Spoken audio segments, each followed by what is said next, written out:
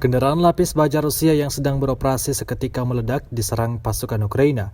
Rekamannya ramai beredar di media sosial Telegram pada Kamis 3 November 2022. Awalnya dua kendaraan militer Rusia itu bersiap mengarahkan serangannya ke pasukan Ukraina, namun rencana tersebut gagal. Pasukan Ukraina langsung sigap meluncurkan rudal mematikannya tepat mengenai posisi kendaraan militer Rusia. Akibatnya kendaraan lapis baja Rusia itu meledak hingga hancur tak tersisa. Rusia secara total melaporkan 330 pesawat Ukraina, 167 helikopter, dan 2.414 kendaraan udara tak berawak, serta sistem rudal anti pesawat dieliminir oleh pasukan Vladimir Putin. Sementara itu dari kubu Kiev, Kementerian Pertahanan Ukraina melaporkan 73.270 prajurit Rusia meninggal sejak awal konflik hingga hari ke-252.